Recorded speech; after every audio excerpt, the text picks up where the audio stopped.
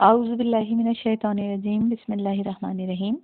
السلام علیکم ورحمۃ اللہ وبرکاتہ۔ سورہ البقرہ کی الحمدللہ 66 آیت کمپلیٹ ہو گئیں اور اب آج آیت نمبر 67 سے لے کر آیت نمبر 74 تک کا ترجمہ اور تفسیر۔ آیت نمبر 67 سے لے کر آیت نمبر 73 تک ایک پورا واقعہ بیان کیا گیا ہے اور پھر آیت نمبر 74 میں اس کا نتیجہ بیان کیا گیا۔ آیت نمبر 67 کا ترجمہ ہے بسم اللہ الرحمن الرحیم۔ اور اس وقت کو یاد کرو جب موسیٰ نے اپنی قوم سے کہا خدا تمہیں حکم دیتا ہے کہ ایک گائے ذبح کرو اور اس کے بدن کا ایک ٹکڑا اس مقتول کے ساتھ لگاؤ جس کا قاتل نہیں پہچانا جا رہا تھا، تاکہ وہ زندہ ہو کر اپنے قاتل کا نام بتا دے اور یہ جھگڑا ختم ہو جائے۔ وہ لوگ کہنے لگے تم ہم سے مذاق کرتے ہو؟ تو جناب موسیٰ نے فرمایا میں خدا سے پناہ مانگتا ہوں کہ جاہلوں میں سے ہو جاؤں اور کسی سے مذاق اور استہزاء کروں۔ آیت نمبر 68 وہ کہنے لگے تو پھر اپنے خدا سے یہ کہو کہ ہمیں واضح کرے کہ یہ کس قسم کی گائے ہونی چاہیے۔ انہوں نے کہا خدا فرماتا ہے گائے نہ بوڑھی ہو کہ جو کام سے رہ گئی ہو اور نہ بالکل جوان ہو، بلکہ ان کے درمیان ہو، اور جو کچھ تمہیں حکم دیا گیا ہے جتنی جلدی ہو سکے اسے انجام دو۔ آیت نمبر 69 وہ کہنے لگے اپنے خدا سے کہو ہمارے لیے واضح کرے کہ اس کا رنگ کیسا ہو۔ جناب موسیٰ نے فرمایا خدا فرماتا ہے کہ وہ زرد رنگ کی ہو، ایسے رنگ کی کہ جو دیکھنے والوں کو اچھا لگے۔ آیت نمبر 70 وہ کہنے لگے اپنے خدا سے یہ کہیے کہ وہ واضح کرے وہ کس قسم کی گائے ہو، کیونکہ یہ گائے تو ہمارے لیے مبہم ہو گئی ہے اور اگر خدا نے چاہا تو ہم ہدایت پا لیں گے۔ آیت نمبر 71 انہوں نے فرمایا خدا فرماتا ہے کہ وہ گائے نہ تو اتنی سدھائی ہوئی ہو کہ جو زمین جوتے اور نہ ہی کھیتی سینچے، بھلی چنگی اور ایک رنگ کی ہو جس میں کوئی دھبا تک نہ ہو۔ وہ کہنے لگے اب جا کے ٹھیک ٹھیک بیان کیا، اور پھر انہوں نے ایسی گائے تلاش کی اور اسے ذبح کیا، حالانکہ وہ مائل نہ تھے کہ اس کام کو انجام دیں۔ آیت نمبر 72 اور جب تم نے ایک شخص کو قتل کر دیا پھر اس کے قاتل کے بارے میں تم میں پھوٹ پڑ گئی اور خدا نے اس حکم کے ذریعے جو عنایت میں دیا ہے اسے آشکار کر دیا جسے تم چھپا رہے تھے۔ آیت نمبر 73 پھر ہم نے کہا کہ اس گائے کا ایک ٹکڑا مقتول کے ساتھ لگا دو تاکہ وہ زندہ ہو کر قاتل کی نشاندہی کر دے، اس طرح خدا مردوں کو زندہ کرتا ہے اور تمہیں اپنی آیات دکھاتا ہے کہ شاید تم سمجھ سکو۔ تو ان آیات میں بنی اسرائیل سے متعلق ایک واقعے کو بہت تفصیل کے ساتھ بیان کیا گیا ہے، اور شاید اس کی وجہ یہ ہو کہ یہ واقعہ قرآن میں صرف ایک ہی دفعہ ذکر ہوا ہے، اور اس کے علاوہ اس میں بہت سے ایسے پوائنٹس ہیں کہ جو بہت کچھ سکھاتے ہیں ہمیں۔ ان میں سے بنی اسرائیل کی بہانہ سازی اس پوری داستان میں، اس پورے قصے میں بہت واضح ہے۔ اس کے علاوہ حضرت موسیٰ کی گفتگو سے ان کے ایمان کے درجات بھی ظاہر ہوتے ہیں، اور سب سے بڑھ کر مسئلہ معاد اور قیامت کی زندہ سند ہے یہ واقعہ، اور اس کے اوپر گواہ بھی ہے۔ تو واقعے کی تفصیل کچھ یوں ہے کہ بنی اسرائیل میں ایک شخص تھا کہ جسے ایک دوسرے شخص نے نامعلوم طور کے اوپر قتل کر دیا، اور قتل کرنے کے بعد اس کی لاش کو دوسرے اسی جو مقتول تھا جس کو قتل کیا گیا تھا اسی کے قبیلے میں جا کر اس کی ان کے عبادت گاہ کے سامنے پھینکایا یا کسی بھی مقام کے اوپر، اور پھر خود ہی صبح ہونے کے بعد اس نے شور کرنا شروع کر دیا کہ میرے چچا زاد بھائی کو قتل کر دیا گیا ہے۔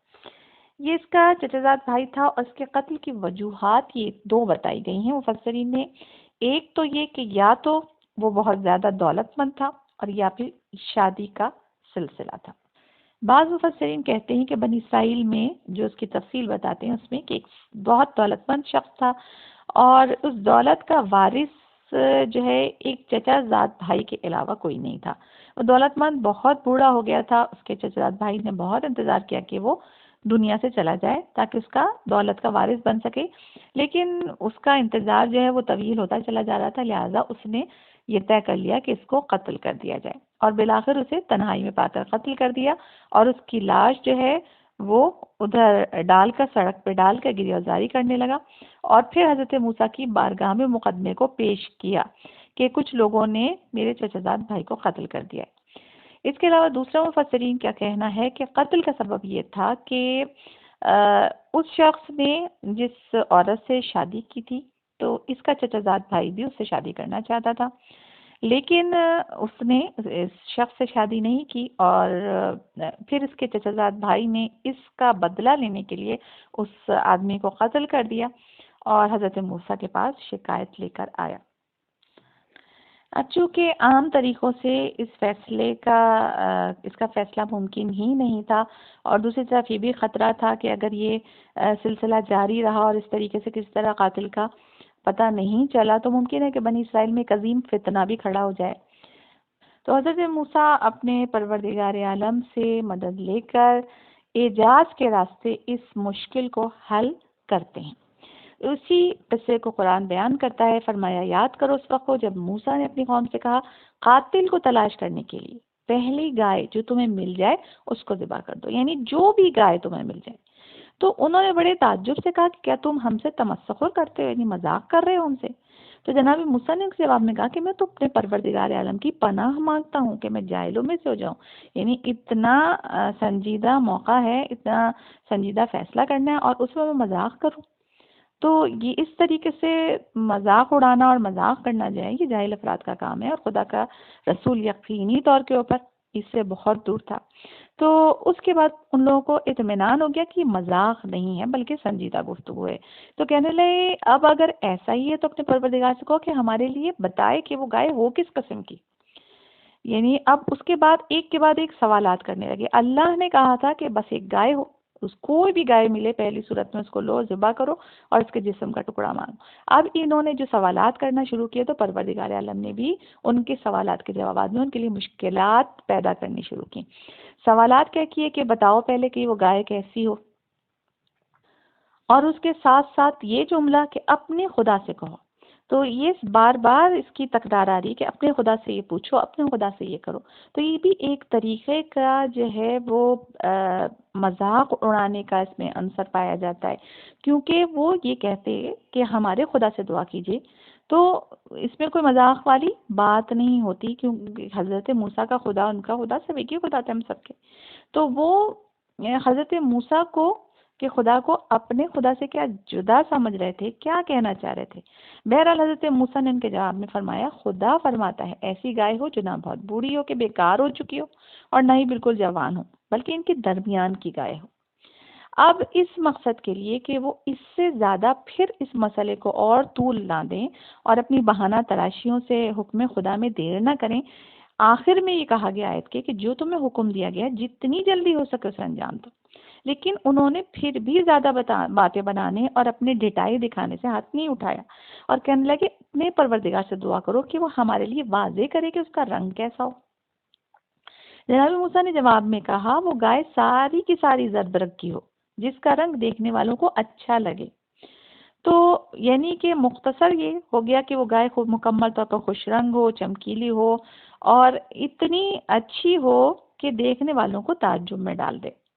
اتنی شرائط کے بعد بھی ان کو جو ہے ہوش نہیں آیا اور انہوں نے پھر بہانے سے کام لیتے ہوئے پھر مزید سوال جو ہے وہ کیا اور اپنے آپ کو پھر مزید مشکل میں ڈالا اور کہنے لگے کہ اپنے پروردگار سے کہیے ہمیں واضح کرے کہ یہ گائے کام کرنے کے لحاظ سے کیسی ہونی چاہیے، کیونکہ یہ گائے ہمارے لیے مبہم ہو گئی ہے اور اگر خدا نے چاہا تو ہم ہدایت پالیں گے۔ تو حضرت موسیٰ نے پھر فرمایا کہ خدا فرماتا ہے وہ گائے ایسی ہو کہ جو نہ اتنی سدائی بھی ہو کہ زمین جوتے اور کھیتی سینچے، ہر عیب سے پاک ہو، حتیٰ کہ اس میں کسی قسم کا دوسرا رنگ بھی نہ ہو۔ اب جب بہانے بازیوں کے لیے ان کے پاس کوئی سوال باقی نہیں رہا، جتنے سوال کر سکتے تھے سب ختم ہو گئے، تو کہنے لگے اب آپ نے حق کی بات کہی۔ تو اس میں تو کوئی شک نہیں ہے کہ سوالات کرنا جو ہے اس سے انسان کی مشکلات حل ہوتی ہیں، لیکن جہاں پہ انسان حد سے تجاوز کر جائے اور بے موقع فضول قسم کے سوال کرے تو پھر خود ہی وہ نقصان اٹھاتا ہے، جیسا کہ اس قصے میں ہمیں نظر آ رہا ہے۔ بنی اسرائیل کو حکم ہوا تھا کہ ایک گائے ذبح کر لے،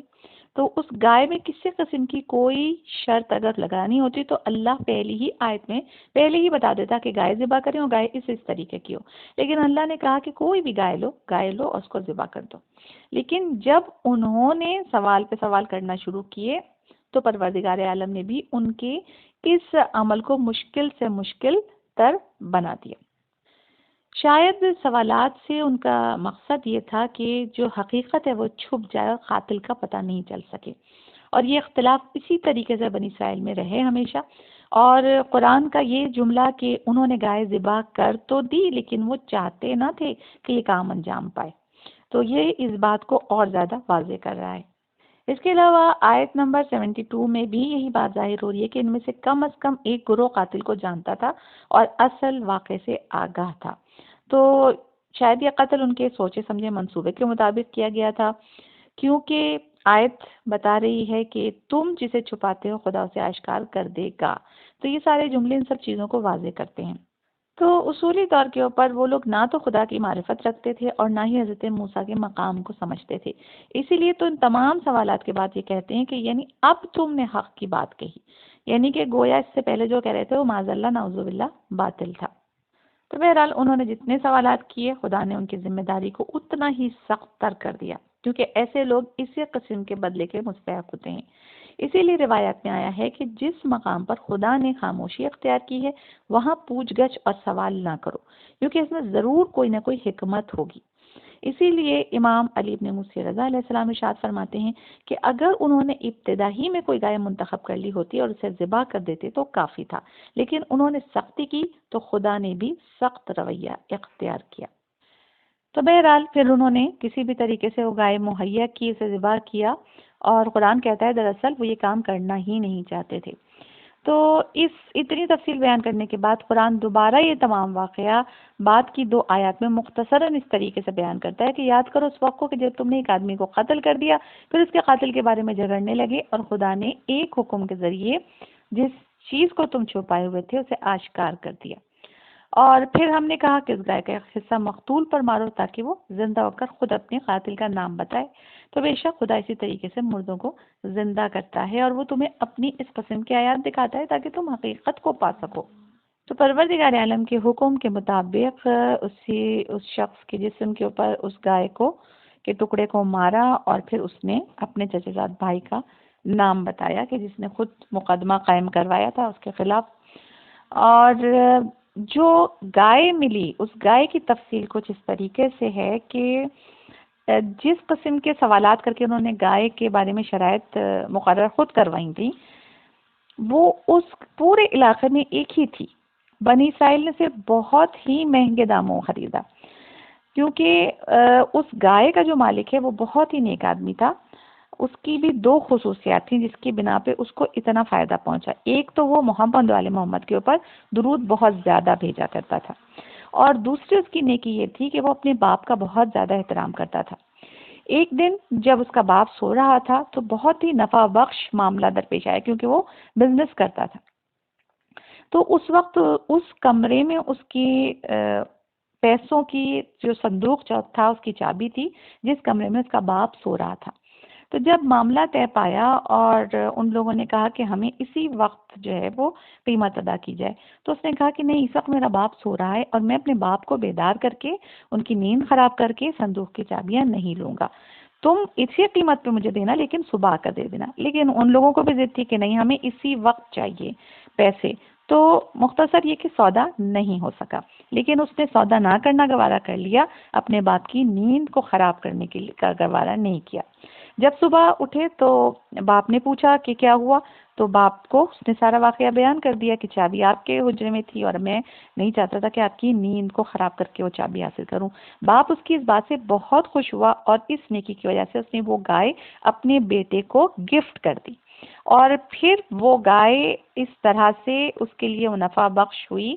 کہ جو بنی اس گائے کی جو قیمت لگی وہ یہ تھی کہ اس گائے کی کھال کے اندر جتنا سونا آئے، سونے کے سکے بھرے جائیں، وہ اس کی قیمت ہوگی۔ اتنا بڑا فائدہ اس منافع کو اپنے باپ کے احترام کی وجہ سے چھوڑنے پر اس کو پروردگار عالم نے اس لڑکے کو عطا کیا۔ اور بنی اسرائیل کی ان حرکتوں کی وجہ سے ان کو کیا سزا ملی کہ ان کے درمیان میں جتنا سونا تھا، جتنی رقم تھی، سب کی سب اس شخص کے پاس اس گائے کی کھال میں ہو کر آ گئی، وہ بالکل مفلس ہو گئے اپنی ہی شرارتوں کی وجہ سے، اپنی ہی حرکتوں کی وجہ سے۔ اور اسی لیے رسول اللہ کا ارشاد ہے کہ نیکی کو دیکھو وہ نیکوکار سے کیا کرتی ہے، یعنی کتنا بڑا اجر اور ثواب نیکی کا دنیا میں بھی ملتا ہے اور آخرت میں جو ملے گا وہ تو اپنی جگہ کے اوپر بے مثال ہو۔ اس کے بعد پروردگار عالم بنی اسرائیل کے اس پورے واقعے کے بعد ان کی سنگ دلی کو بیان کرتے ہوئے اس کا نتیجہ بیان کرتا ہے کہ اس واقعے کے بعد تمہارے دل پتھر کی طرح سخت ہو گئے، بلکہ اس سے بھی زیادہ، کیونکہ کچھ پتھر تو وہ ہیں کہ جن سے نہریں جاری ہوتی ہیں، اور بعض وہ ہیں جن میں دراڑیں پڑ جاتی ہیں، اور ان میں سے پانی کے قطرات ٹپکتے ہیں، ان میں سے بعض خوف خدا سے پہاڑ کی بلندی سے نیچے گر جاتے ہیں، لیکن تمہارے دل نہ خوف خدا سے ڈرکتے ہیں اور نہ ہی وہ علم و دانش اور انسانی احساسات کا سرچشمہ ہیں، اور خدا تمہارے اعمال سے غافل نہیں ہے۔ بے شک، یعنی ان تمام واقعات کو دیکھنے کے باوجود جو بنی اسرائیل اب تک دیکھتے چلے آ رہے تھے، جناب موسیٰ کے حوالے سے دیکھتے چلے آ رہے تھے، ان تمام واقعات کے کس کس انداز سے جناب موسیٰ نے معجزات دکھائے، کس کی طرح سے ان کو فرعون کے چنگل سے نجات دلائی، اس کے بعد کس طرح سے من و سلوہ، پانی کے چشمے اور جتنی بھی اب تک چیزیں بیان ہوئی ہیں، کتنی چیز اللہ نے ان کے اوپر کرم کیا، اس کے باوجود ان کے دل اتنے سخت پتھر تھے کہ جب اللہ نے حکم دیا ایک فیصلے کو کرنے کے لیے تو اس کے لیے انہوں نے اس طرح سے مذاق اڑایا، اس طریقے سے جناب موسیٰ سے بات کی، اور اس طریقے سے خدا کے بارے میں بھی کہ اپنے خدا سے کہو، اپنے خدا سے کہو، اور گائے ایسی ہو تو ویسی ہو، اس طرح سے کیا تاکہ کس طرح سے وہ مطلب ایک طرح سے جناب موسیٰ کی بھی پیشنس کو انہوں نے آزمایا، اور پروردگار عالم کے ساتھ اس طریقے سے کہ اپنے خدا سے کہو کہ یہ گائے ایسی ہو کہ ایسی ہو، یعنی مسلسل مذاق اڑا رہے تھے۔ تو اتنا اللہ نے بھی ان کے لیے سختیاں آگے کر دیں کہ مفلس ہو گئے بالکل، اور دل ان کے اتنے پتھر سخت ہو گئے کہ اس کی مثال دی گئی ہے کہ کچھ پتھر ایسے ہوتے ہیں، یعنی پتھر میں سختی تو ہوتی ہے لیکن کچھ ایسے ہوتے ہیں کہ جن میں دراڑ پڑ جاتی ہے، یعنی کریک آ جاتا ہے، دراڑ پڑ جاتی ہے تو ان میں سے پانی کی نہریں جاری ہو جاتی ہیں، اور پھر کچھ ایسے ہوتے ہیں جن میں شگاف پڑ جاتا ہے اور پانی کے قطرات ٹپکنے لگتے ہیں، یعنی مختلف کیفیات ہیں پتھروں کی بھی، کچھ اتنا زیادہ اپنے اندر وہ رکھتے ہیں کہ نہریں جاری کر دیتے ہیں، کچھ میں اتنی کمی کے ساتھ اس میں کہتے ہیں نمنس آتی ہے کہ پانی کے قطرات ٹپکتے ہیں، اور کبھی ان میں سے کچھ پتھر پہاڑ کی بلندی سے خوف خدا کے باعث گر پڑتے ہیں،